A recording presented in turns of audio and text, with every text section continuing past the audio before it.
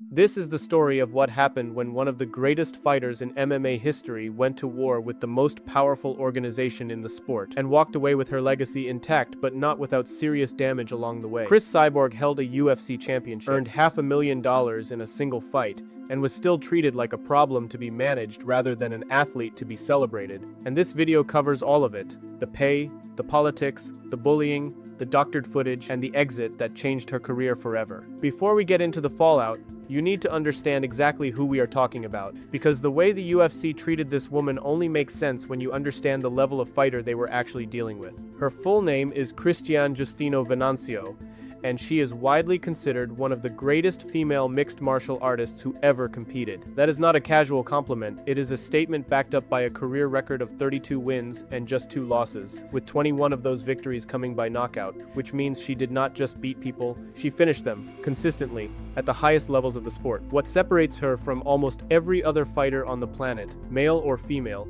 is something no one else has pulled off in MMA history: World Championships in 4 major promotions. Strikeforce, Invicta FC, the UFC, and Bellator MMA, an accomplishment known as the Grand Slam, and nobody else has done it. So when the conversation turns to how the UFC treated Cris Cyborg, keep that in mind. A mid-tier fighter complaining about contract terms is one thing, but this was arguably the most dominant female fighter ever assembled, walking into the UFC after proving herself everywhere else in the sport first. Her UFC debut came on the 14th of May, 2016, at UFC 198. And from the very beginning, there was tension beneath the surface. Tension that had nothing to do with what was happening inside the octagon, and everything to do with what was happening in boardrooms, on podcasts, and at press conferences. The financial side of Cyborg's UFC career deserves a lot more attention than it usually gets, so let's get into the numbers. At UFC 232 on the 29th of December 2018, Cyborg stepped into the octagon to defend her UFC Women's Featherweight Championship against Amanda Nunes,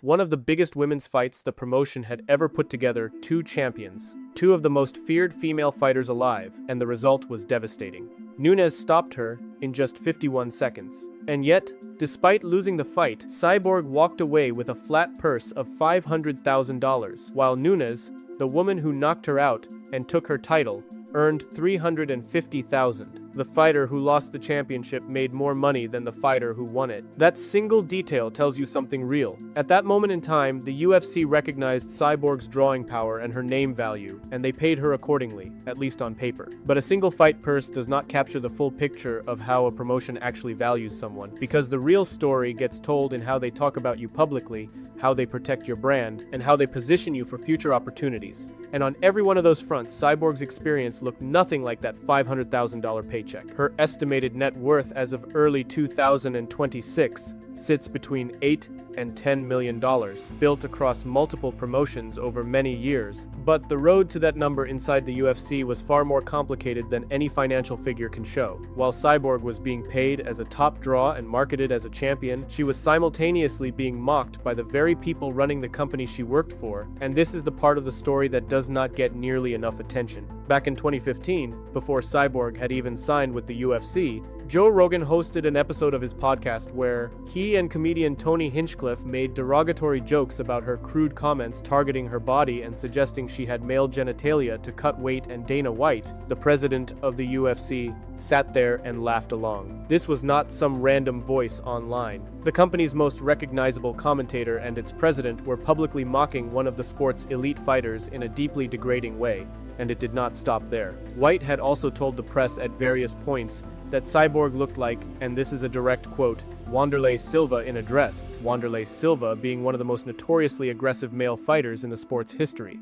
The comparison was not accidental, and it was not a compliment. Cyborg did not stay quiet. In 2017, during her UFC tenure, she put her position on record clearly, stating that it should never be acceptable for a company to allow their employees to develop a culture where sexual harassment, racial prejudices, or female discrimination are acceptable in the workplace. That statement was not made in passing. It was a fighter telling the world exactly what she was living through behind the scenes, while simultaneously showing up, training, competing, and winning at the highest level. She captured the vacant UFC Women's Featherweight Championship on the 29th of July, 2017, at UFC 214, doing her job at an elite standard, while the people running her employer were actively participating in a culture of public mockery directed at her. That is the hidden battle. The thing the highlight reels and championship photos never show. Cyborg was not only fighting opponents inside the octagon, she was fighting a culture of disrespect inside the organization that was supposed to be her professional home. Amanda Nunes knocked out Cris Cyborg in 51 seconds on the 29th of December 2018 at UFC 232, the biggest loss of Cyborg's career, costing her the UFC title and her undefeated streak at the elite level. And the moment that fight ended, a completely different kind of battle started. What followed was a public narrative war between Cyborg and Dana White, playing out in real time for anyone paying attention.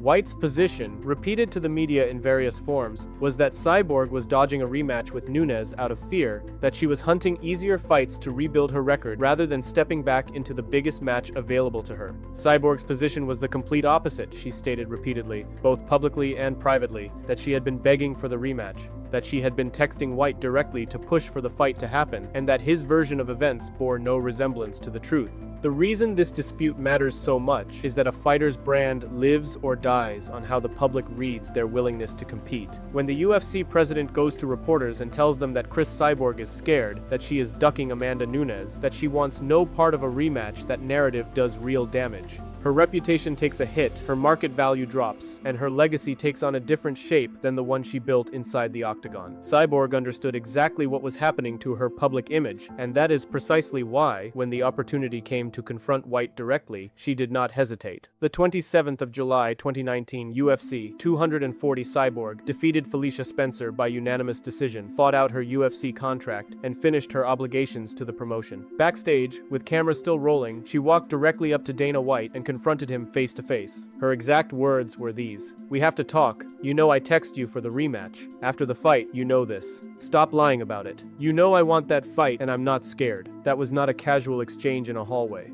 A fighter, in the moments immediately following her final contracted UFC bout, stood in front of the president of the organization and told him to stop lying about her publicly on camera in front of witnesses, with no ambiguity about what she meant. And this is where things went badly wrong, not because of what Cyborg did in that confrontation, but because of what her team did with the footage afterward. The video got posted to her YouTube channel, which on its own is standard. Fighters share their side of stories, they post content, that is normal, but the version that went up carried altered subtitles that made it appear as though White had said, "Whenever you hear me saying stuff, I'm not saying the truth," when what he actually said in the raw audio was, "Whenever you hear me saying stuff, I'm not saying negative things about you." Those two statements carry completely different meanings. One reads as a confession to deliberate dishonesty, and the other is White trying to say he is not attacking her publicly. The doctored version made it look like he had admitted to lying, and the fallout hit immediately. Cyborg released a public apology, stating directly that the video was edited by my production team to make it appear as though Dana told me. And listen, whenever you hear me saying stuff, I'm not saying the truth. Dana did not say that to me, and the subtitles in the video were incorrect. She fired her production team, took responsibility publicly, and tried to contain the damage, but the UFC now had exactly what it needed to end the relationship on its own terms. The 2nd of August 2019, just days after UFC 240 and the edited video fallout, Dana White sat down for an ESPN interview and made it official with these words: "Message received. I get it. I'm going to release her from her contract. I will not match any offers. We're out of the Cyborg business. We're out of the Cyborg business." The entire UFC career of one of the sport's all-time great fighters ended in a single sentence on a cable sports network. But look closely at what else White announced in that statement, because beyond the release itself, he was also waiving the UFC's standard exclusive matching rights, and that detail matters enormously.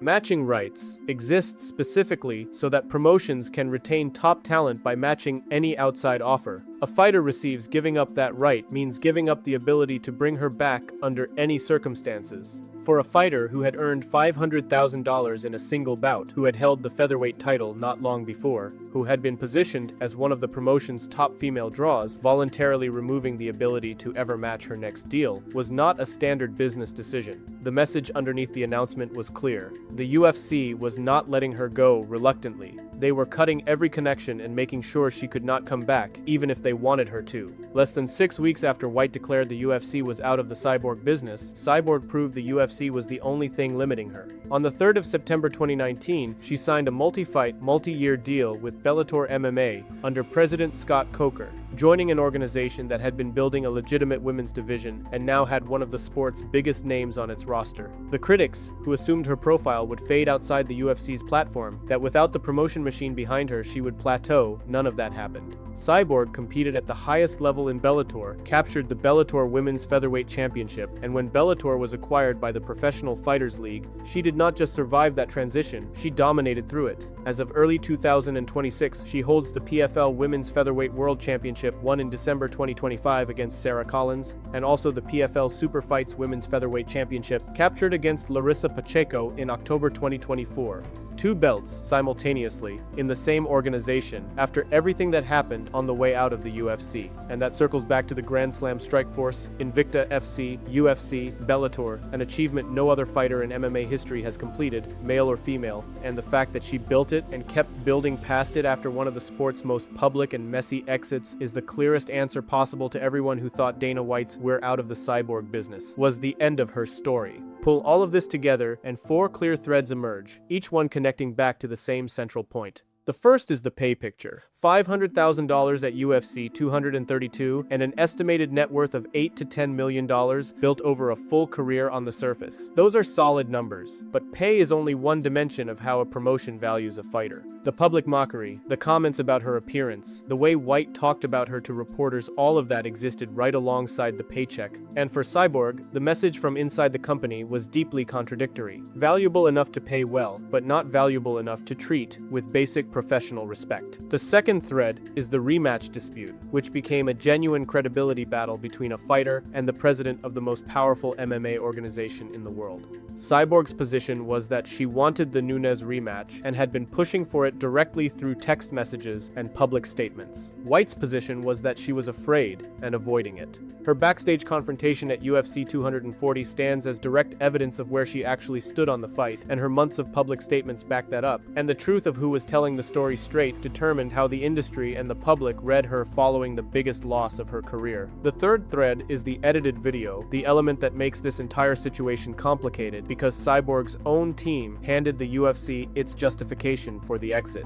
The doctored subtitles were wrong. She admitted it. She apologized. She fired the people responsible. But here's the thing. The confrontation itself was real. Her frustration was real. And her accusation that White was lying about the rematch situation was real. Her production team took a legitimate moment and turned it into something that could be dismissed and discredited, and that hurt her far more than any press conference statement from Dana White ever did. The fourth thread is the legacy, and it runs longest of all. Whatever happened in those final months inside the UFC, whatever mistakes got made and whatever arguments got lost, Cyborg walked out of the biggest MMA organization in the world and kept being exactly what she had always been, the most dominant female featherweight fighter on the planet. A champion, and now a double champion in the PFL with a Grand Slam that belongs to her alone. This is the story of what happens when organizational power runs into individual legacy and neither one backs down. Cyborg entered the UFC as a proven champion whose record spoke before she did. She held the title, earned $500,000 in a championship fight, and left in a dispute built on a doctored video, a rematch that never materialized, and years of accumulated disrespect that she had been documenting and pushing back against since before she ever signed with the promotion.